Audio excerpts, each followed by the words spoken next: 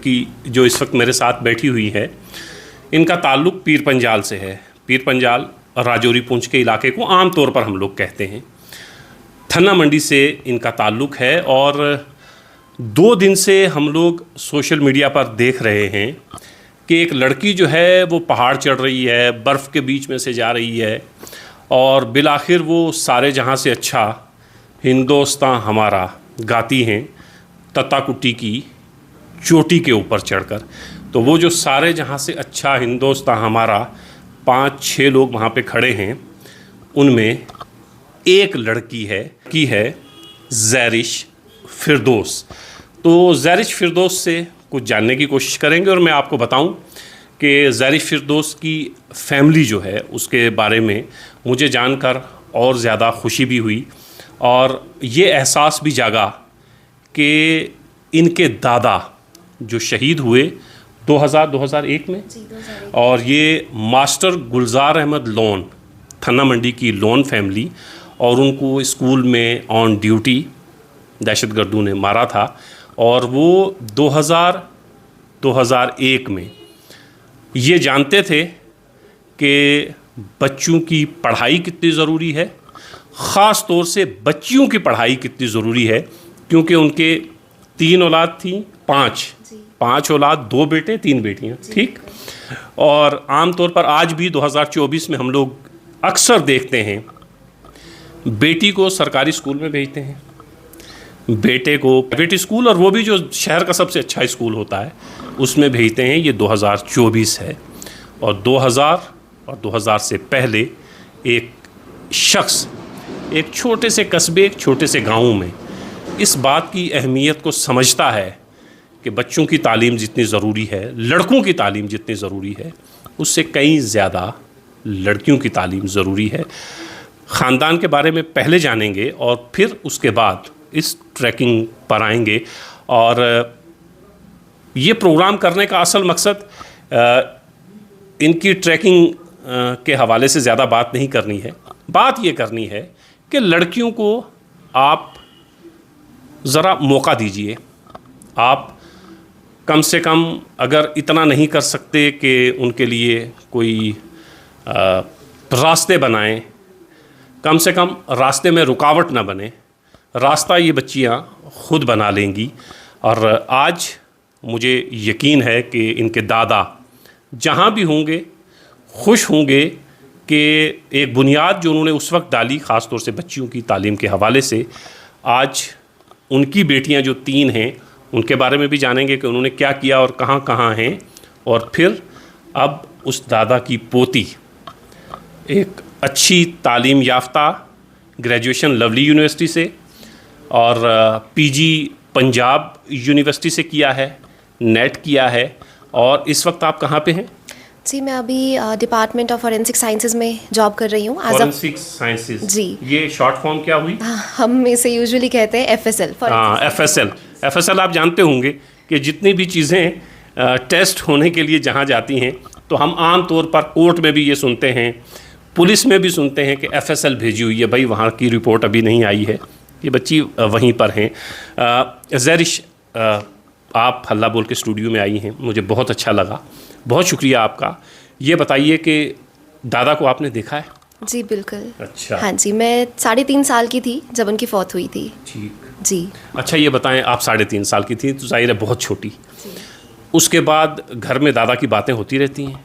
बिल्कुल, आज तक बातें होती हैं और अभी तक भी ऐसा होता है कि कभी कोई थन्ना मंडी, राजौरी, कहीं से भी इस जगह से कोई मिलता है तो अच्छा लगता है सुन के कि जब वो मुझे पूछते हैं कि आप कहाँ से, आपका ताल्लुक़ कहाँ से है, तो आज भी लोग मेरे दादाजी को जानते हैं। जी, तो मैं सिर्फ इतना उनको अगर बोल दूँगी कि मैं मास्टर गुलजार की पोती हूँ तो दे नो कि मैं किसकी बात कर रही हूँ। ज़ैरिश, ये बताइएगा कि मास्टर गुलजार साहब की औलाद में, जैसे मैंने ऑफ द कैमरा आपसे पूछा था तो आपने बताया था 3 बेटियां 2 बेटे, ज़रा उनकी फैमिली के बारे में बताइएगा। जी, तो मेरी सबसे बड़ी जो आंट है, मेरे पापा की सबसे बड़ी बहन जो है पुफी, हाँ जी, उनका नाम जबीन है और वो DYSP हैं राजौरी में। उनसे छोटी जो है रुबीना पुफो, वो इस वक्त कनाडा में है सेटल्ड। उनसे छोटे मेरे पापा हैं, वो गवर्नमेंट एम्प्लॉय हैं इन कमर्शियल टैक्स डिपार्टमेंट। फिर उससे छोटी मेरी दूसरी बुआ हैं वहीदा प्रिज्म, उनको तो वैसे पूरा इंडिया जानता है। She is the first Indian women to command passing out parade of navy. फिर उससे छोटे मेरे चाचू हैं, वो आर्किटेक्ट हैं। अच्छा जी। आप मतलब कुछ दोस्तों से मैं पूछ रहा था जो आपके साथ थे, तो उनसे बात करते करते एक फूफो आपकी दून से पड़ी हुई है। जी बिल्कुल, हाँ जी। उनकी पढ़ाई देहरादून से हुई है।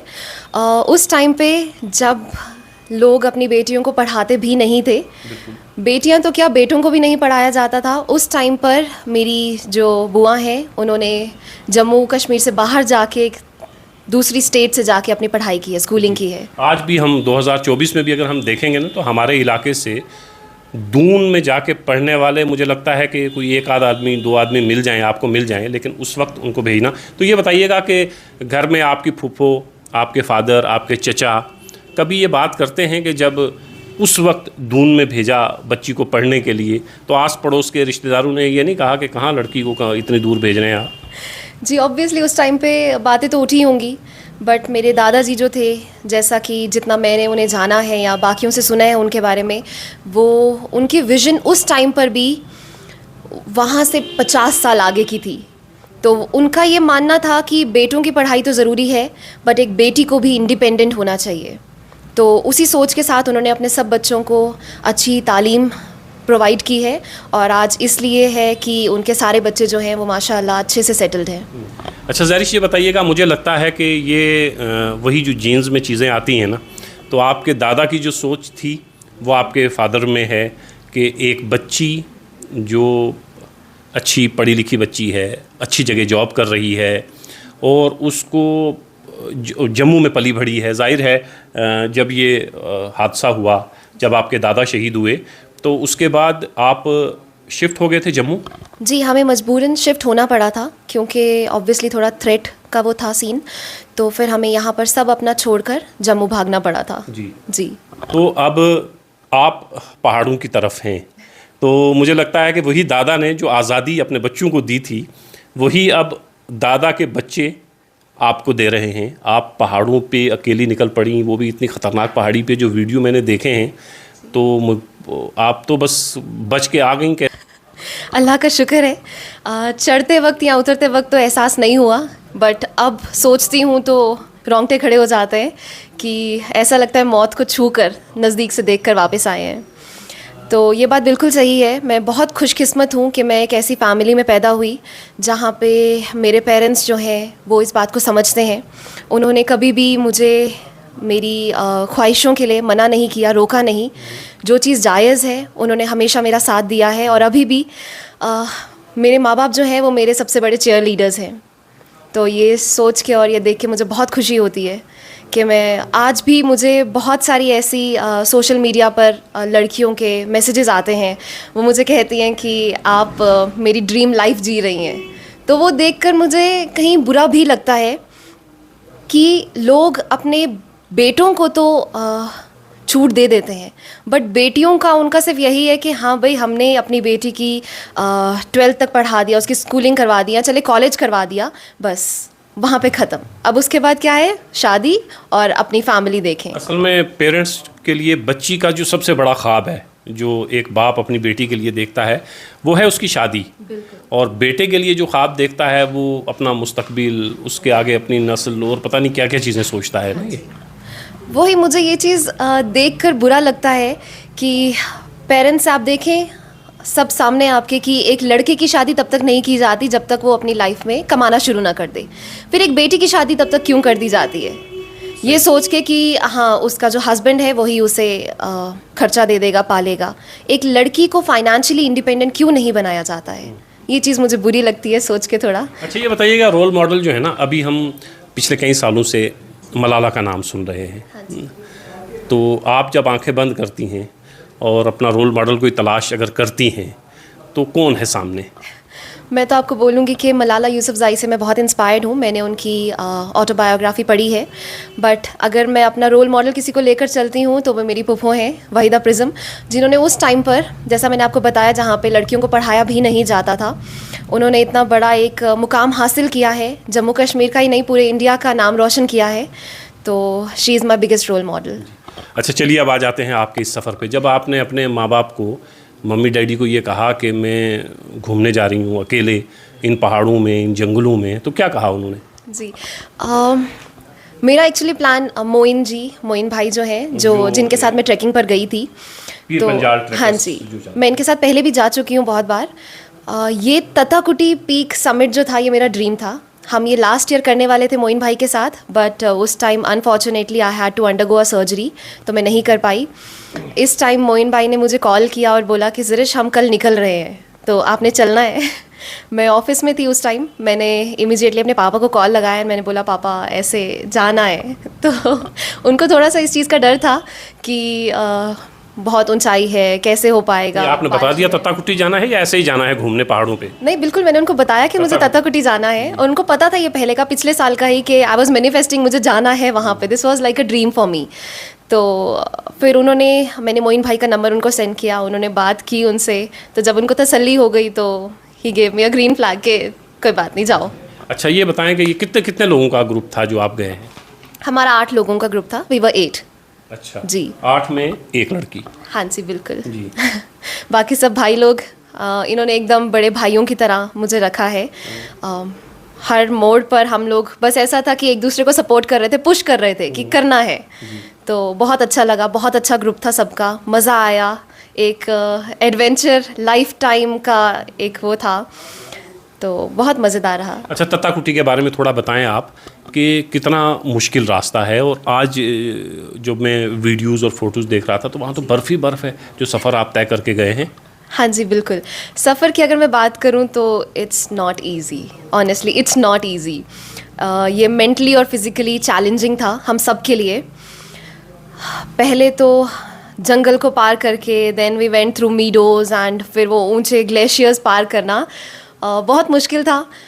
70% रास्ता तो ऐसा था जहाँ पे चलना नहीं था, क्रॉल करना था, क्योंकि एकदम खड़ी चट्टान थी जिसे हमें पार करना था। और अगर नीचे देखते या ऊपर देखते तो पता नहीं, ऐसा था कि अगर थोड़ा सा हाथ स्लिप हुआ तो फिर जान सके सीधे अल्लाह के घर।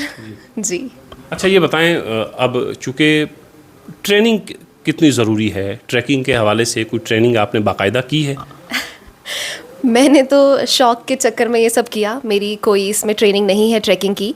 मैं पहले कुछ ट्रैक्स पर जा चुकी हूँ, बट ये आज तक का मेरा सबसे डिफ़िकल्ट ट्रैक था, सबसे ज़्यादा चैलेंजिंग ट्रैक था, बट मेरी इसमें कोई फॉर्मल ट्रेनिंग नहीं है। लेकिन आपके बाद जो जाने वाले लोग हैं, आप उनसे ये कहेंगी कि भाई मतलब आदमी को थोड़ी बहुत ट्रेनिंग तो इसकी होनी चाहिए। जैसे मैं अभी बात कर रहा था कि आप किसी को ये कहें कि वो स्विमिंग नहीं जानता है तो वो कूद पड़े कहीं पानी में, तो थोड़ा मुश्किल हो जाता है। थोड़ी बहुत ट्रेनिंग तो ज़रूर होनी चाहिए। बिल्कुल सही बात है। ट्रेनिंग के बिना मैं किसी को भी नहीं सजेस्ट करूँगी कि वो ऐसे जाएं। अल्लाह का शुक्र है कि हम लोग खैरियत से वापस पहुँच आए अपने अपने घरों पे, बट जैसा मैंने बताया कि बहुत ही मुश्किल रास्ता है जहाँ पे चलना नहीं है, चढ़ना है, तो वहाँ पे फॉर्मल ट्रेनिंग की बहुत ज़रूरत है।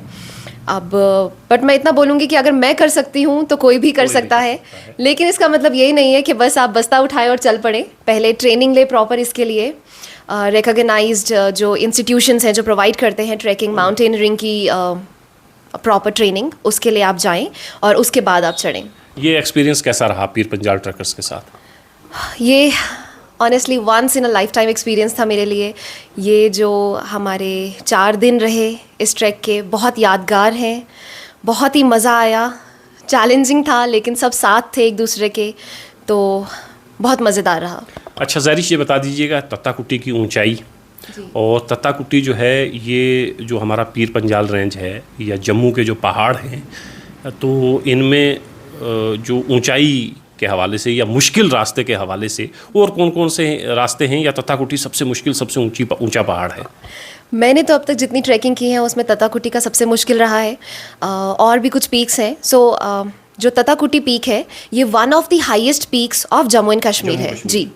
इसकी जो ऑल्टीट्यूड है दैट इज़ 4670 मीटर्स, और बहुत ही खड़ा पहाड़ है एकदम, बहुत चैलेंजिंग रास्ता है, तो जी मुश्किल तो है। अच्छा आप ये बता दें कि जब बिल्कुल ऊंचाई पे पहुंची हैं जी, तो वहाँ आपने कहा सारे जहाँ से अच्छा हिंदुस्तान हमारा, यही तो वहाँ पहुँच के कैसा महसूस हुआ? और ये क्यों ख्याल आया कि वहाँ जाके तिरंगा हाथ में जी। और सारे जहाँ से अच्छा हिंदुस्तान हमारा? देखिए, ये तो मैंने आपको बताया कि एक ड्रीम था मेरे लिए, और मुझे ऐसा लगा कि अगर मैं तथाकुटी का समिट कंप्लीट कर लूँगी तो शायद वो और बहुत सी लड़कियों के लिए एक इंस्पिरेशन हो। तथाकुटी पीक पर आज तक जम्मू कश्मीर से कोई भी लड़की नहीं गई है। I was the first one. हाँ, तो ये मैं शुरू में बताना भूल गया था कि जम्मू कश्मीर की पहली लड़की जो है वो तथाकुटी की उस चोटी पर पहुंची है। जी, तो वहाँ पहुंचकर एक अजीब सा एक इमोशनल हो गए थे हम सब। तो आंखें भर आई थी, रोंगटे खड़े हो गए थे कि पता नहीं कैसे पहुँचे हैं वहाँ पर, और पेट्रियाटिज़म एकदम से अंदर से बाहर आ गया। वो पेट्रियाटिक अपना एकदम ऐसा हो गया माहौल, और फिर हम सबको बस ऐसा लगा कि अब यहाँ पर नारे लगाने हैं वंदे मातरम के। अच्छा जी। ज़रिश, बस आखिर में ये बता दीजिएगा, बच्चियों पे बात करनी बहुत ज़रूरी होती है। हालांकि ये बात नहीं होनी चाहिए थी 2024 में। बच्चे बच्चे होते हैं, चाहे वो लड़का है चाहे लड़की है। 2024 में भी हम बैठ के वही बातें कर रहे हैं जो मुझे लगता है मेरे दादा, आपके दादा या परदादा किया करते थे। बदकिस्मती है हमारी। माँ बाप को अपनी बच्चियों के लिए क्या करना चाहिए, आज़ादी का मतलब क्या होता है, आज़ादी कितनी देनी चाहिए, एक डर और खौफ तो रहता है कि मेरी 2 बेटियां हैं तो मैं भी थोड़ा डरा डरा रहता हूँ। छोटी हैं, जब बड़ी होंगी, आपकी उम्र को पहुँचेंगी तो मुझे भी डर लगेगा अकेली बच्ची को बाहर भेजना कैसे क्या। तो माँ बाप के लिए भी थोड़ा मुश्किल ज़रूर होता है। आप क्या कहेंगी माँ बाप के लिए और उन बच्चियों के लिए भी कि जिनको माँ बाप फिर आज़ादी भी देते हैं जैसे आप हैं? बिल्कुल सही बात है। माँ बाप को कहीं ना कहीं डर तो होता ही है अपनी बेटी को अकेले भेजने में। मैं भी जब तक मैं अपने घर पर थी, मैं एक बहुत ही प्रोटेक्टेड इन्वायरमेंट में थी। कुछ भी चाहिए होता था, कुछ भी काम होता था, मम्मा पापा सब कर देते थे। घर से बाहर कदम रखने की ज़रूरत नहीं पड़ती थी। जब कॉलेज ज्वाइन किया तो हर चीज़ खुद से संभालनी पड़ी। और पहले तो सब ऐसा कहा करते थे मेरी मम्मा को कि तुम अपनी बेटी को अपने पल्लू के साथ बांध के रखोगी हमेशा। मैं बहुत ही इंट्रोवर्ट थी, बट जैसे जैसे एक्सपोजर मिला, मम्मा पापा ने छूट दी। उनको लगा कि नहीं, बेटी को भी खुद काम करना चाहिए अपना। और ये चीज़ बहुत अच्छी है। मेरी मम्मा का ये मानना है कि एक लड़की को हर काम आना चाहिए, किसी पर डिपेंड नहीं करना चाहिए। तो इसी सोच के साथ मैं वही बता रही थी आपको कि मैं बहुत खुशकिस्मत हूँ कि मेरे मम्मा पापा मेरे सबसे बड़े चेयर लीडर्स हैं। वो मेरा सपोर्ट सिस्टम है। बट बहुत सी ऐसी लड़कियाँ हैं जिन्हें मैं देखती हूँ जिन्हें वो आज़ादी नहीं मिल पाती है। मैं यही बोलूँगी कि आप अपनी बच्चियों पर भरोसा रखें, उन्हें उड़ान भरने दें, अपनी सपने पूरे करने दें। अब इसका मतलब ये नहीं है कि कल आप बस्ता बांध के अपनी बेटियों को तथाकुटी पीक चढ़ने के लिए भेज देंगे, बट उन्हें अपने सपना पूरा करने दें, उनका साथ दें, उनका सपोर्ट सिस्टम बने, उनकी स्ट्रेंथ बने, वीकनेस नहीं। अच्छा, माँ बाप का जो सपना है ना, माँ बाप का सपना बच्ची को लेके ख़ास तौर पे, लड़की को लेके माँ बाप का सपना ये है कि चलो वो पढ़ लिख ले, बस इतना है, उसके बाद शादी। इससे ज़्यादा माँ बाप बच्ची के लिए सपना नहीं देखते हैं। जी नहीं, सही बात है। जम्मू कश्मीर में मैंने बहुत सी ऐसी फैमिलीज़ देखी हैं या बहुत से ऐसे किस्से सुने हैं जहाँ पे माँ बाप को लगता है कि बेटी को पढ़ा दिया तो हमारी ज़िम्मेदारी पूरी हो गई। बट आपकी ज़िम्मेदारी ये नहीं है कि आप बच्ची को बेसिक सिर्फ पढ़ाई करवा दें, उसकी 10वीं 12वीं पास करवा दें या कॉलेज पास करवा दें। आपकी ज़िम्मेदारी ये भी है कि अपनी बच्ची को अपने सपने पूरे करने दें, उसका साथ दें, कि उसे ये बताएं, समझाएं कि एक लड़की जो है, मैंने देखा है कि जम्मू कश्मीर में बहुत टैलेंट है, बहुत ज़्यादा, बट बस इसलिए कि उन्हें सपोर्ट नहीं मिलती है या 4 लोग क्या कहेंगे ये बात बोली जाती है। सोसाइटी में रहना है तो सोसाइटी के मुताबिक चलना है, इस वजह से माँ बाप भी सपोर्ट नहीं कर पाते अपनी बच्चियों को। तो मैं यही कहूँगी कि आपका वास्ता आपके बच्चों से होना चाहिए, उन पर भरोसा रखें, उन्हें अपनी उड़ान भरने दें, उन्हें अपनी ख्वाहिशें, अपने सपने पूरे करने दें। ये ज़ैरिश फिरदौस हैं। 2 हवालों से बात करनी बहुत ज़रूरी थी, एक ये लड़की और दूसरा इनका ख़ानदान। मैं इसके बाद भी अब और बातें भी करूँगा अलग से बहुत सारे प्रोग्राम्स में, कि जो हमारी एलजी इंतज़ामिया है उन्होंने बहुत यहाँ पे अभी पिछले दिनों, बल्कि 1-2 साल से एलजी इंतज़ामिया ने एक बड़ा अच्छा एक कदम ये लिया है कि जितने भी हमारे स्कूल्स हैं, कॉलेजेस हैं, गवर्नमेंट इदारे हैं, उनके नाम किसी बड़ी शख्सियत के नाम पे रखे जाएं। हाँ जी।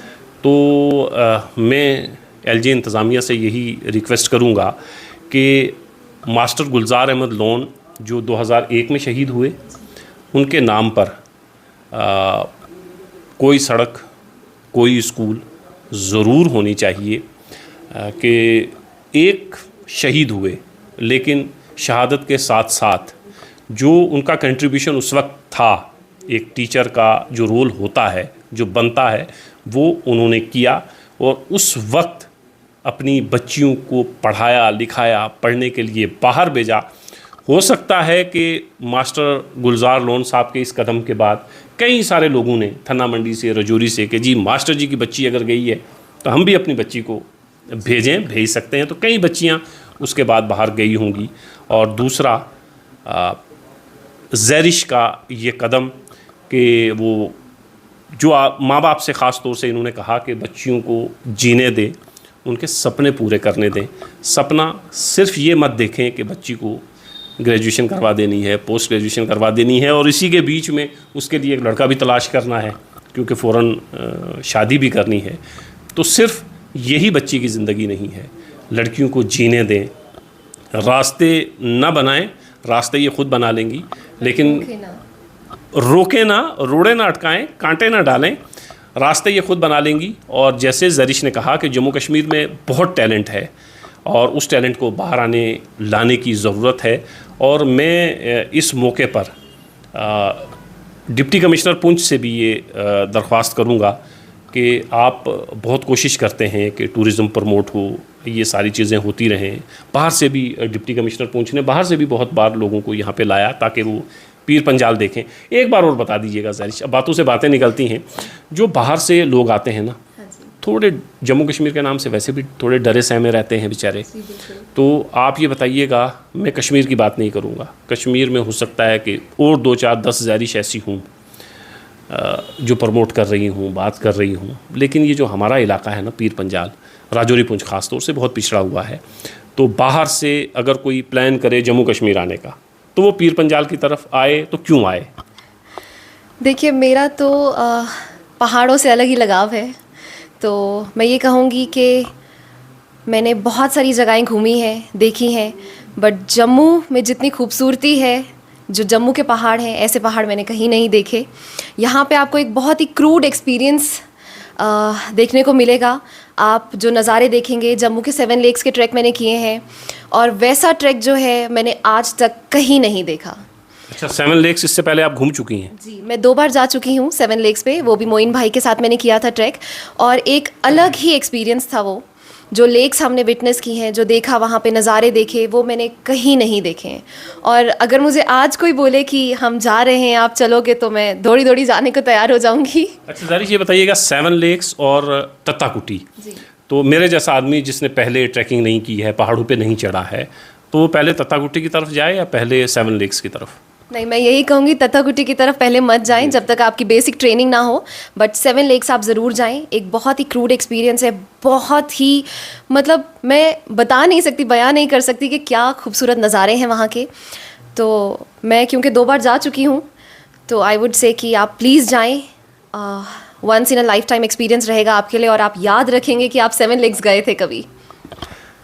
7 लेक्स जाएं और तत्ताकुटी की तरफ भी जाएं, और ख़ास तौर से ये जो हमारे जम्मू के और राजौरी पुंछ के पहाड़ हैं, इनकी तरफ आप बिला झिझक आ सकते हैं और यहाँ मेहमान नवाजी भी आपकी की जाएगी, और ख़ास तौर से जो जम्मू कश्मीर के बाहर के लोग। हाँ जी, मैं ये बताऊंगी कि अभी जैसे हम तत्ताकुटी भी गए थे, तो हमारे पास हमारे टेंट्स थे, सब गियर था, बट फिर भी जो बकरवाल कम्युनिटी थी वहाँ पे, नोमाद जो थे, हम उनके घर में रुके, उन्होंने हमें टेंट्स नहीं लगाने दिए। वो मेहमान नवाजी में उनसे ज़्यादा अच्छा मैंने कोई नहीं देखा। तो उन्होंने ये कहा कि आप यहीं हमारे टेंट्स में रहें? जी बिल्कुल, उनके वहाँ पर आई थिंक 3 ढोक थे, बट वो सब एक ढोक में शिफ्ट हो गए। एक उन्होंने हमें पूरी दे दी कि ये आपकी है, आप रहें यहाँ पे। उन्होंने हमें ब्लैंकेट्स दिए, खाने पीने के लिए दिया, सब चीज़ प्रोवाइड की वहाँ पर। हर एक चीज़ जो वहाँ पे वो कर सकते थे उन्होंने बढ़ चढ़ कर हमें दिया है, सब कुछ प्रोवाइड किया, और बहुत ही मज़ा आया उनके साथ वहाँ पे वो टाइम गुजार के। उनके साथ में बैठ के हमने चाय पी, खाना खाया, तो बहुत ही अच्छा एक्सपीरियंस था। और जम्मू कश्मीर को लेके, खास करके जम्मू को लेके जो ये मिसकंसेप्शन है लोगों की कि यहाँ पर माहौल अच्छा नहीं है, तो मैं कहूँगी कि जम्मू बहुत ही पीसफुल जगह है। आप प्लान करते हैं तो बिना किसी झिझक के, बिना डरे हुए आप आएँ और एक बार एक्सपीरियंस करें, और मैं आपको गारंटी के साथ कह सकती हूँ कि आप याद रखेंगे ये।